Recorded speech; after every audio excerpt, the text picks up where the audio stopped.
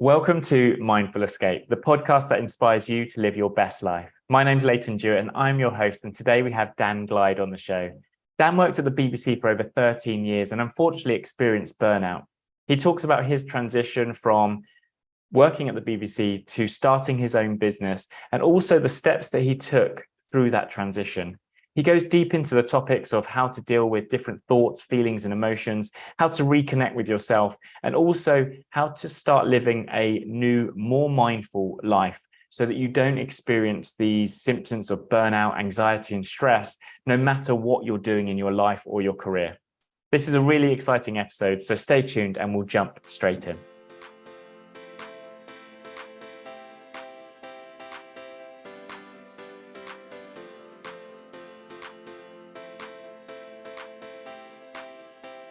Dan, thank you for coming on to Mindful Escape. Tell us a little bit about yourself. Thanks very much for having me, Leighton. I'm delighted to be on here with you.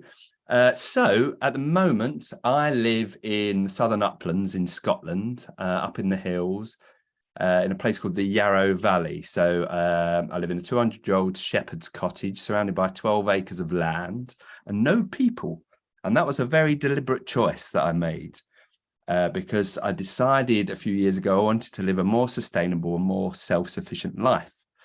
Also, I'm currently a well-being and personal transformation coach. So the reason I live where I live is because I've gone through a big period of personal transformation. So now I'm an expert in it, and I love to help guys my sort of age in my sort of situation, the situation I was in. So stuck in a job that's not working for you, that means you have no work-life balance, stuck in a life where you're procrastinating, you're suffering with stress and anxiety, and you're frustrated.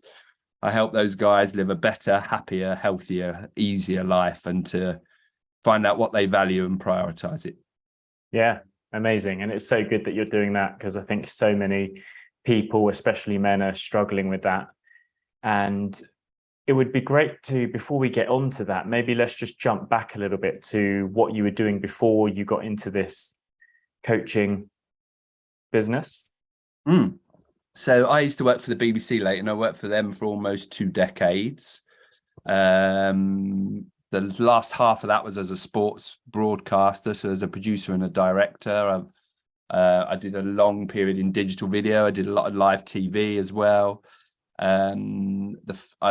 I was always, my profession was a journalist, so I kind of joined the BBC as a journalist. I used to work in news and current affairs, and then moved over to sports news, then moved over to sport because I found news very depressing. So that's what I used to do, and I absolutely loved it, Leighton. It took me all around the world. It took me to some amazing events. I got to go to Open Golf Championships, Cup finals, Premier League football matches, Commonwealth Games. I got to meet and work with some tremendously talented people, some wonderful sports people. And yeah, I absolutely loved it. I mean, it was a job I sought out deliberately. It's not something you end up in accidentally. I had to make a plan to get myself there. But what I didn't do, so after a few years of working in there, I got a bit of imposter syndrome, as I think a lot of people suffer for that along the way, didn't they? I was surrounded by such amazingly talented people. I just kept thinking, what the hell am I doing here? And I used to get really bad anxiety. And I was working very hard, long hours, 50, 60 hours a week, sometimes weeks on end without a days off. And I wasn't prioritizing myself and my well-being. And actually, I thought I was being clever by not doing that. I thought, I'm strong and resilient. I can push on through. I was relatively young. I thought I've got the capabilities and the fitness and the wherewithal to push through and do this. And eventually it all caught up with me. So probably about 5 years ago, I burnt out. I just was physically, emotionally, mentally exhausted. I had nothing left to give. I spent about 6 months being permanently ill and run down. So I either had flu or colds, or I had very bad skin. I used to suffer with eczema and psoriasis and things like that. I kept getting cold sores on my face. I mean, it took me 6 months to get to the end of that period and go, hang on a minute, there's something really not right here. This can't go on. And I mean, it took me the best part of a year really to work out that I was, it wasn't the job really as such. It was the way I was doing it and the mindset I was doing it with, and the fact that I was sleeping badly and eating badly and drinking too much and relying on caffeine to get me through the day.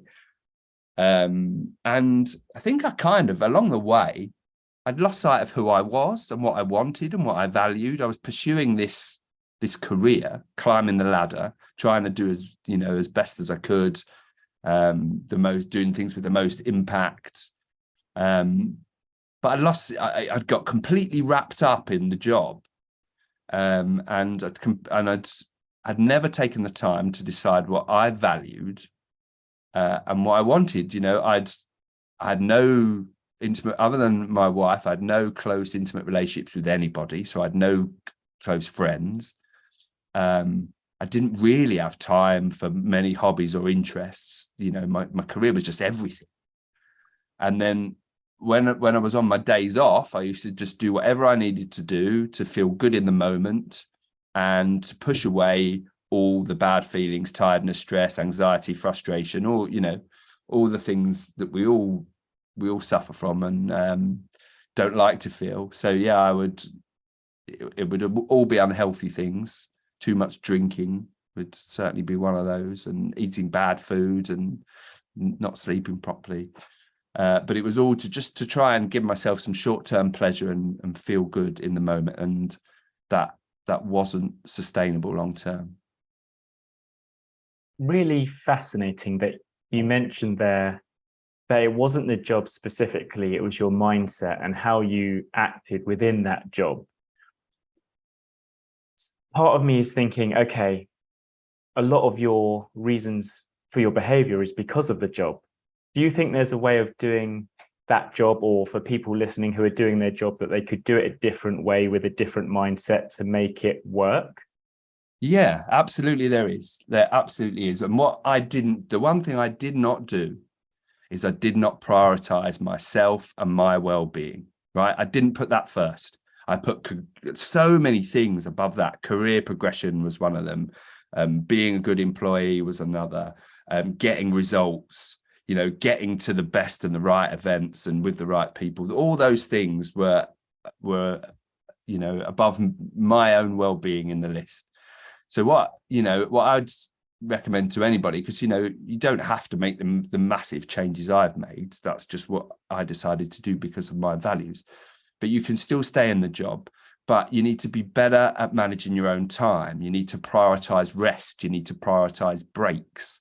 You need to have better boundaries. You need to be better at saying no. I was terrible at saying no. I said yes to every opportunity because I thought that's what I had to do to progress. And that wasn't true. It wasn't the case. It didn't get me any further up the ladder. It just meant, oh, good old Dan Glyde. We can always give him what things to do because he never says no. And yeah, they're the things that I think I definitely could have done differently. And they're the things that I advise people to do now. And also what I never used to do late, and I never put my bloody mobile phone down. So I was always contactable. So my boss could always get hold of me. I was always answering emails. So even in the time when I wasn't actually at work, I still didn't switch off. I still didn't have any rest, any relaxation, any recuperation, any time where I could just be present in the moment with whoever I was with, enjoying the moment. I was always either thinking about something that had gone wrong, that I'd messed up. I used to hate making mistakes. Or I was thinking about something coming up and I was making a plan of how I would do it, how I would execute it, how I would be the best at it, how I'd make sure I stood out, how I would make sure all the right people saw what my role in it was, instead of just being in the moment. And my head was always stuck up in my head, and I was always thinking about the past or the future. So I wasn't, your podcast is called Mindfulness, isn't it? And that's what I wasn't doing. I wasn't being mindful. I wasn't being in the moment. I was missing life. It was passing me by because I was always stuck up in my head. And boy, is that exhausting. So, I got stuck in that vicious cycle where I was never getting any rest. And then I just had more and more caffeine to get through the day. I turn up at work and I would not be well, but I pushed through because that's what I did. I was stoic and I was resilient and I was committed. All good, things to practice, but not when you're not prioritizing your own well-being. Yeah, so true.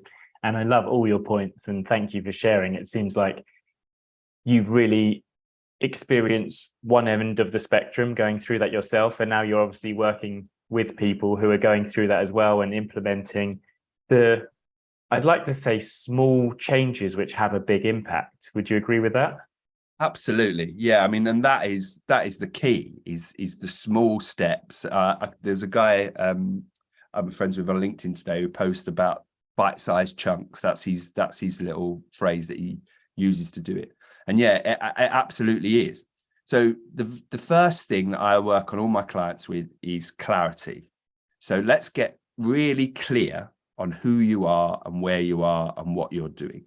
Without that, you can't make any change. You can try to make change, but you'll just keep falling back into your old habits, into your old ways. You have to be really clear about what they are and what's driving them. Why did you set your life up in that way? Because there'll be some views, opinions, and beliefs behind that stuff, which will always drive you if you don't examine them. Now, once you've done that, once you've examined those, once you're very clear about what you value, once you're very clear about the views, opinions, and beliefs that you have that have been getting in your way, then you can make change, right?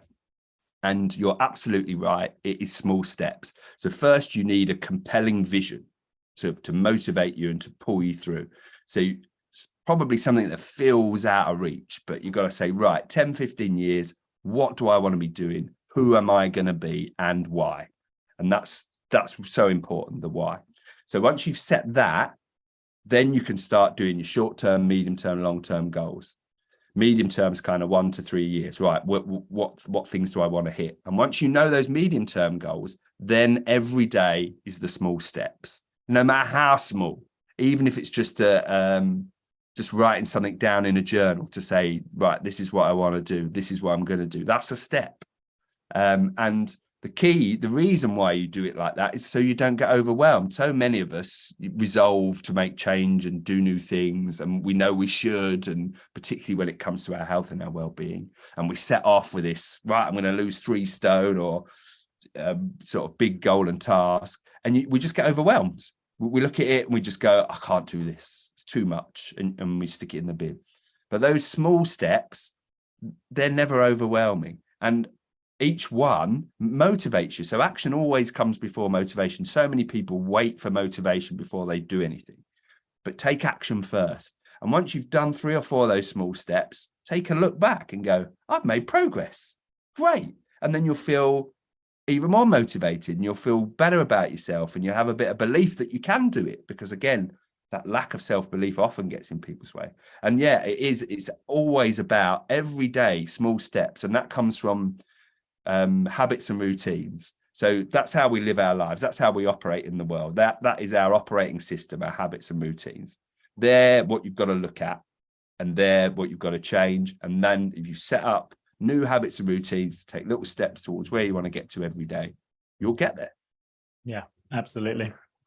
On your journey after leaving the BBC, what was your biggest challenge kind of transitioning from that lifestyle, going through the illnesses that you were struggling with, or any health issues that came up, and then transitioning into your new way of life? What were the biggest challenges that came up for you? So the biggest challenge is me. So I would always get in my own way. And so it took me, 2018, I think, was the year where I really burnt out and I was not very well. And that was the year of many holidays for me and my wife. We'd decided that's what we wanted to spend our money on, was experiences. So we went and traveled around all the cities of Europe and spent a lot of time away. I went on 6 or 7 trips. And doing that gave me the time and space to get out of my head, to stop neurosing about my job, and get into my body and start to understand how I felt. But it took me from then till 2021 until I left the BBC. And until the end of last year, I was still working in TV. And in fact, I still do bits and pieces. Now, yeah. And the biggest challenge was making change, and I think understanding that I needed help in order to do it. So I made a lot of progress quite quickly. I started watching lots of YouTube videos, listening to podcasts, reading books. I got heavily into people like Deepak Chopra and Eckhart Tolle and people like that. And I reconnected with myself spiritually later. And I think that was key, right? So it meant I spent more time, more quiet, contemplative time in the moment with myself. And I started to discover that there was more to me than what I'd been doing, right? That actually the things that I really valued weren't top of my priorities. So that's what I had to switch around. Now, I tried a bit of that and I kept getting in my own way. I kept biting off more than I could chew. I kept making mistakes. I kept hitting roadblocks. I kept getting demotivated. And the real key change for me was reaching out and asking for help. So I started off by doing like a group coaching thing, and I suddenly realized, oh my God, this coaching business is like magic. And I remember doing my first free session with a guy I ended up working with, and it just blew my mind. He was just asking me very clever questions about me and getting to reflect on myself and about things that had happened to me, examining my views, opinions, and beliefs, which of course are the lens with which I was looking at the world. And it wasn't until I did that and got really deep on what those are with the help of a coach, and then what I wanted them to be, and then change them. So I mean, that was the big challenge really, Leighton, and I'm still the same today. I still get in my own way, you know, even though I've spent a lot of years working on myself and I now work with other people and help other people, I still creep back into old habits. They're so deeply ingrained and entrenched and wired within you that I think it's just everyday work, isn't it, to shake those things off. So I still, you know, the big challenge is to get out of your head, into your body, into the moment. The whole world, when you do that, the whole world slows down. I talk to so many guys who just say, Dan, I don't have enough time. But when you do that, when you get deeply present in the moment, life does seem to slow down.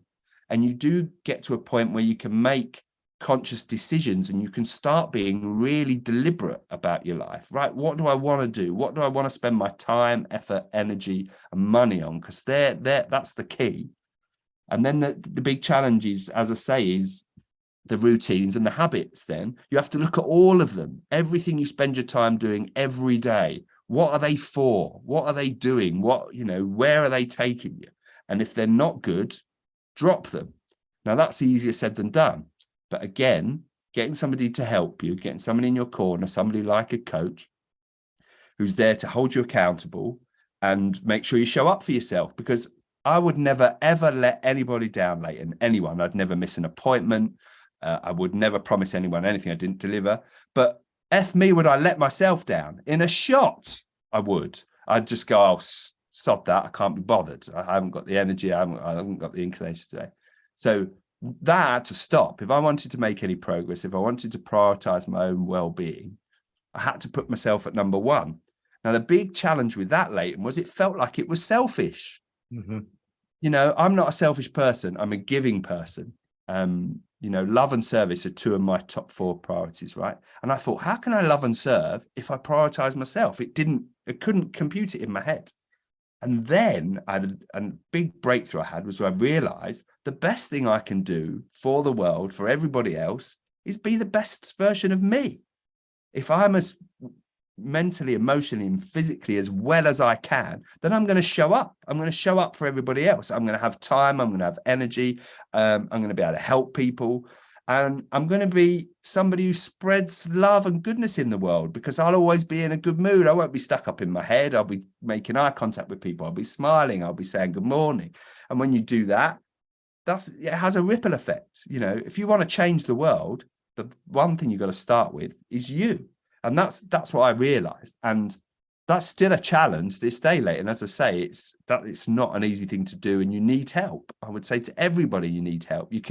look, you can do it. And I did. And I spent 2 or 3 years with a bit of slow progress and making little gains here and there, but I kept hitting roadblocks. Those limiting beliefs kept coming back up that told me I wasn't good enough and that I shouldn't, couldn't, or had to do things.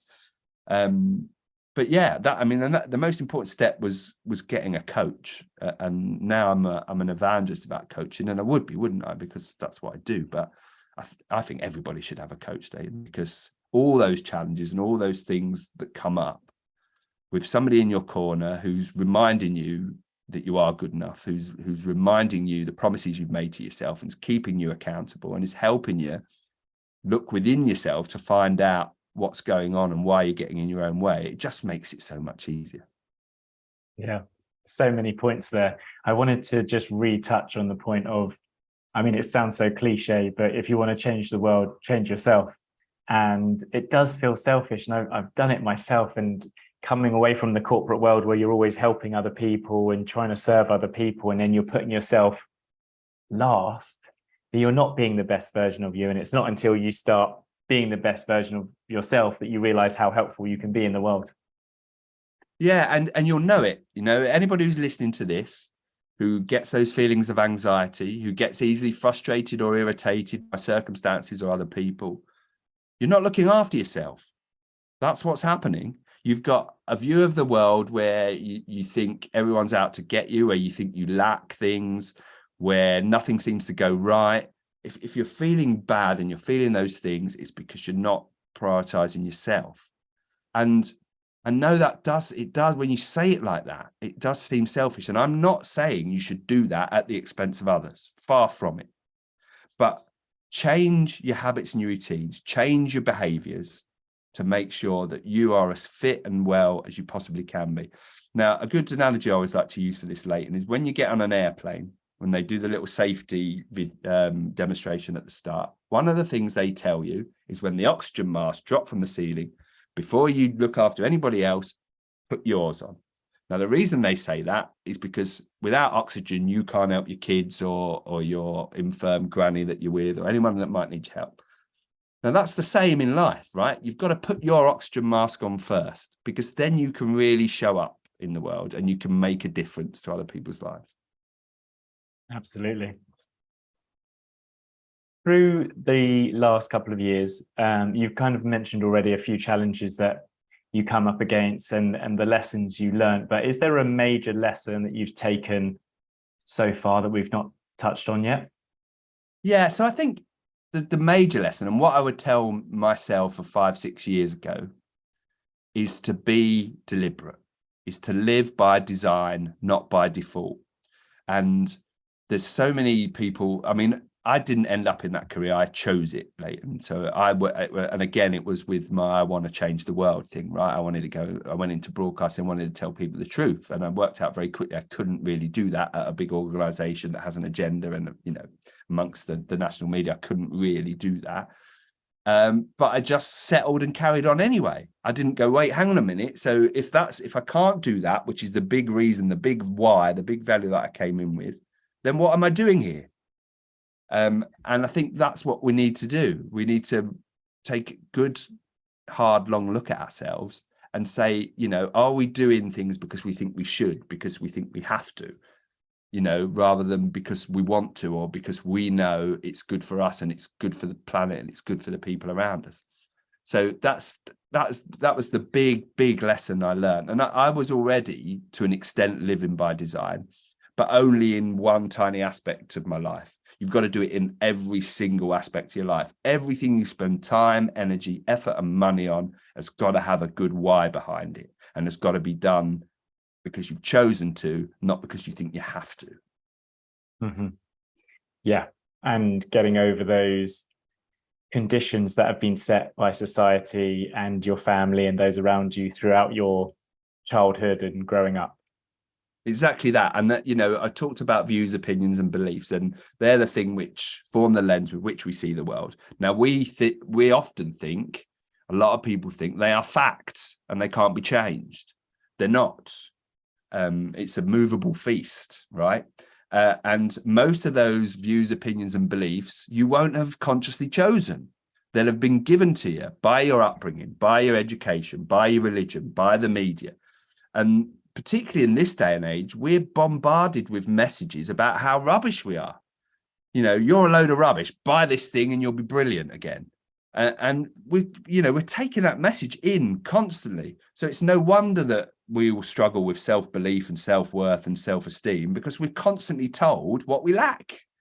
And instead of doing that, we ought to focus on what we've got. We're all uniquely gifted and talented human beings. We need to work out what our unique gifts and talents are, and then change those views and opinions and beliefs that form your view of the world. If you're stuck in any sort of negative cycle, if you're finding life frustrating and irritating and a struggle, and particularly other people, you've got to change the way you look at the world and change the way you look at yourself. Yeah. And actually, you mentioned earlier on about reconnecting with yourself. And as you came out of your working life and you were traveling, you were reconnecting with yourself spiritually. What did that look like, and how did the behaviors change over time from how you were before to how you are today?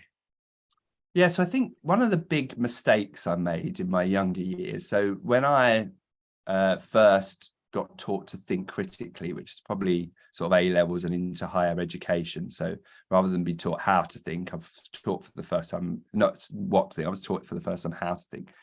And I was brought up as a Roman Catholic late, and I was very heavily into my religion until I was about 15, 16. And then I started to question it. Now, by 18, 19, when I'd gone away to university, I decided it wasn't for me. I thought I found it hypocritical. I didn't understand what it was trying to do. And then, lots of stuff came out about the various abuses that the power structures in the church had. So I was like, that's it, I'm done. And the mistake I made at that point was I threw my spirituality out with my religion. So I completely had lost touch with my spiritual self. Now, when I kind of hit rock bottom and, as you say, went on that year of many holidays and started to get back into my body and how I felt, that's when I started to read a bit more kind of spiritual literature and to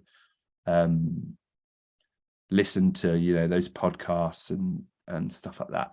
And it made me realize that unless I absolutely 100% knew who I was, then I was always going to be confused and lack direction. And so, I started taking on some practices to really help me with that. So meditation was the first one, daily meditation. So I used to start really by there's probably more mindfulness actually than meditation at first. It'd just be 5 minutes where I'd sit down quietly by myself. I'm quite an auditory person, so I like to have some sort of sound in my ears, whether that's white noise or binaural beats or things like that I use. But yeah, it used to just be 5 minutes at the start of the day, 5 minutes at the end of the day. And what I found absolutely fascinating about that was how much it slowed down my thinking. Because I remember first reading somebody who said to me, you can choose your thoughts and you can slow down your thinking. And I just thought, there's just no way. Because my mind used to just go 100 miles an hour from one thought to the next thought to the next thought. And that's where I was all day, every day. Think. And I thought that was clever. I thought, well, I'm never going to go wrong as long as I always think things through and always rationalize. And actually, it turns out that that's not clever. That the most clever thing to do is to listen to your heart, right? So that doing that practice, and then I built it up to 10-minute sessions, 15-minute sessions, 20-minute sessions. Then I learned how to use my breath. So I did breath work. A guy called Niraj Naik, who I think used to call himself the renegade pharmacist. Fantastic guy, does a program called Soma Breathwork. And I did that. And that was the first time then when I was able to use my breath in meditation to get into a trance-like state. So kind of transcendental, if you like, where thoughts come and go, but you don't follow them. You just observe them. And that then made me realize that who I am is the observer. I'm not my thoughts and feelings. So I don't have to get carried away with them, and I don't have to try and push any of them away because they're not wrong. They're here for a reason, right? So that I began to connect more and more with how I felt later, and I began to realize that my emotions and my feelings were just messages, were directing me in life. You know, if I felt bad, there's a reason for that. If I felt angry, there's a reason for that. It's not something I have to repress or push down or push away because I don't like it. And emotion is supposed to move. It's emotion, energy in motion. So it's supposed to flow through you. So the more I practice, you know, that meditation and breath work, the more I found my feelings and emotions just flow through me, and they didn't get stuck. Because I think that's where a lot of my anxiety used to come from, because I used to push feelings down and push things away if I didn't want to confront them, if I didn't like how I felt, and then use kind of short-term gratification to make me feel better in the moment. So yeah, I mean that was key, was realizing that I'm not my thoughts and feelings, I'm the witness, and that feelings are like warnings on your car dashboard. The yellow light comes on, all right, that's something I need to look at. You don't just cover it up with a bit of tape, do you, and carry on driving till the car blows up, which is effectively what I did with myself. And then just doing that. Then I started journaling, which is something I've gotten out of the habit of recently, but I found really useful, because that whole getting out of your head and those thoughts that go 100 miles an hour, if my mind started to race, I'd just sit and write stuff down.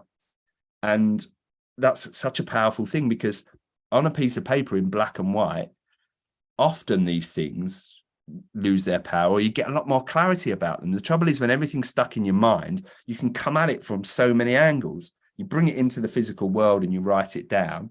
Suddenly it's black and white. It's one thing. It's like, okay, now what do I do with that? What's the action? And that would make life so much easier and stop me getting stuck up in my head.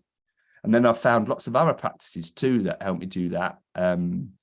Connection to nature is a massive one to me, Leighton. I like to see the world as a beautiful, friendly, abundant place, because then I find my life is beautiful, friendly, and abundant, right? So that's why I've moved to where I live, because I'm just surrounded by nature. I'm surrounded by wildlife. And, you know, after this, I'll probably go and just spend 5-10 minutes sat outside my house in absolute silence and just taking it all in. So I won't be thinking about anything, but I'll be describing what I can smell, what I can see, what I can hear.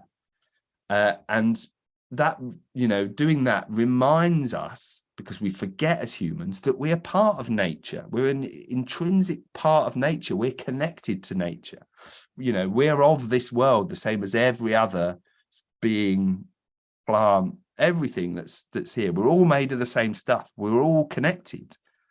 And I think, you know, that's always been a big revelation to me. And there's a few other things I use as well. I use cold water therapy. I love that. I think it's very good for you physically. It's great for, you know, inflammation and stuff like that. But it's also a really good way to get into your body and into how you feel. Is there any tension anywhere in your body that you need to let go of? And it gets you out of your head, so you're not stuck up there ruminating and thinking. So there, and physical exercise.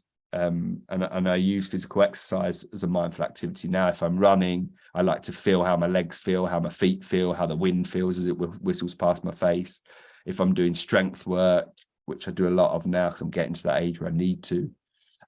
So, you know, I concentrate on the muscles and the bones and the joints that I'm using, and I use that as very mindful activity too. So, and all of those things are just good for you physically, mentally, and emotionally. Yeah, so many good points there. I've written down, so anyone who wants to take note, is meditating, breath work, journaling, being mindful in nature, cold water exposure, and mindful exercise. So many good points. And cold water as well, I've just thought, helps you build resilience. It really makes you realize what strength of character you have. If you can get in there and every fiber of your being goes, get out, get out, get out. And if you can breathe your way through that and stay in, it helps you realize how resilient you are. Yeah, that was the only reason I actually started doing it, because I just felt like if I could get through that, then I could get through anything for the rest of the day.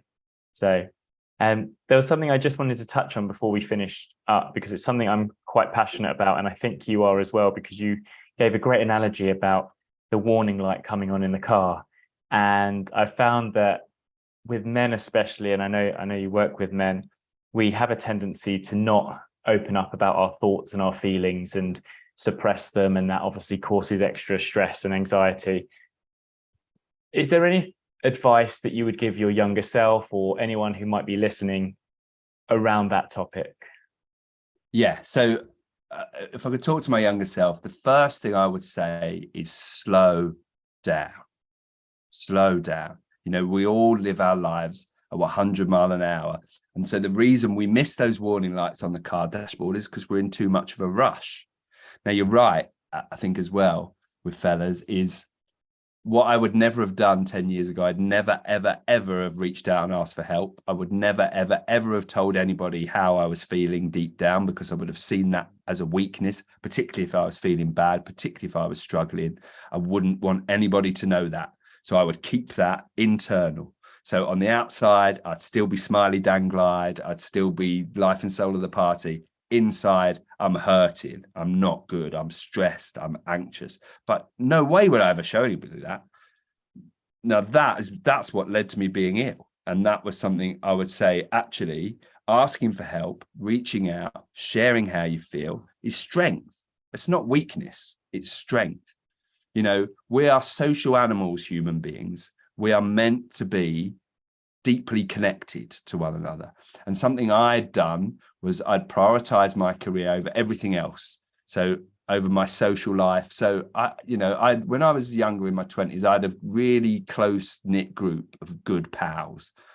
Now, we didn't share how we felt back in those days. We talked about football and women, but you know, if I'd have maintained those relationships and you know, kept some close pals around me, I may have had people who I could share my experiences with. I may have had people I would have felt comfortable being vulnerable with and reaching out to, which I didn't.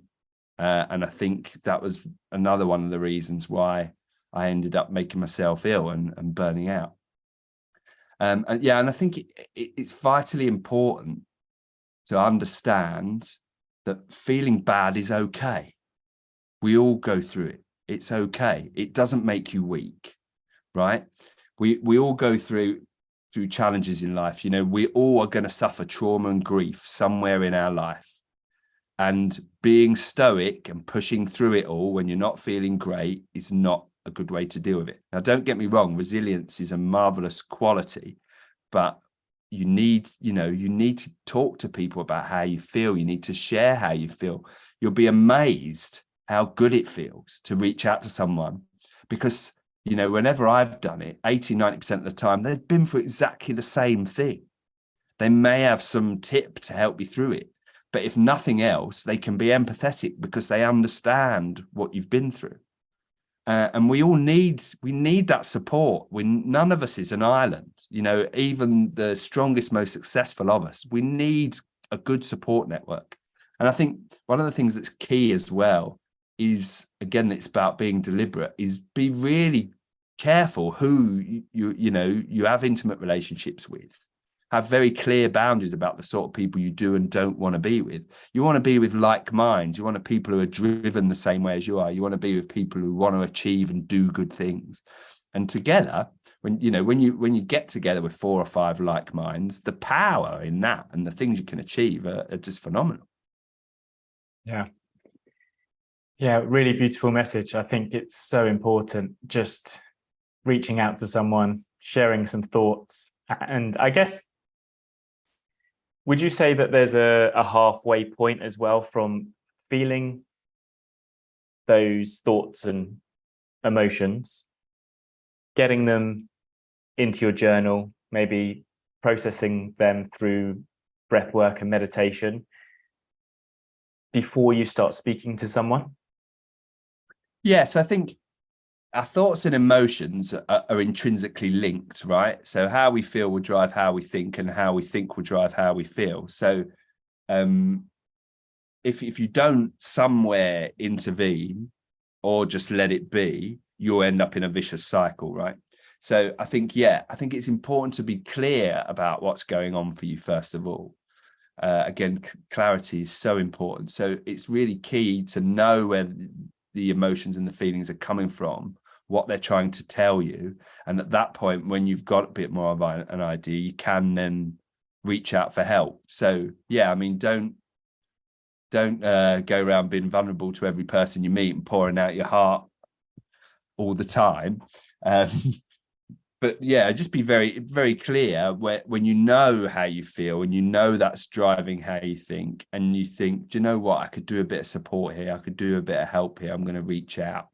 That's do it then. So you can, it's getting that help intervening in that thought feeling cycle. So somebody else can say to you, no, you're not insane. I've been through this too. I felt that way too. And you're like, and whenever you share anything like that, it always feels better. Yeah, it's so powerful, especially when someone can relate to what you're going through. And I think we always feel, I'm a little bit strange for going through this, but actually... Yeah, we often feel alone, Leighton, don't we? We often feel like we're the only people that are going through it. But actually, human experience is human experience. And while sometimes the symptoms and the presenting stuff and the behaviours are different, inside, we're all going through the same stuff. Yeah, absolutely. Dan, it's been really great speaking to you. Thank you so much for coming on today. Yeah, I really enjoyed it, Leighton. Thank you. And there we have it. Thank you so much for listening. The biggest takeaway for me was around having clarity in your life and being deliberate with your actions. If you don't know who you are or what you want to do, it's very hard to make the right decisions and go in the right direction to ensure that you live a life of purpose and passion. I hope you enjoyed this episode. If you did find value, make sure you share it with a friend or put it on social media, and we'll see you again, same time next week.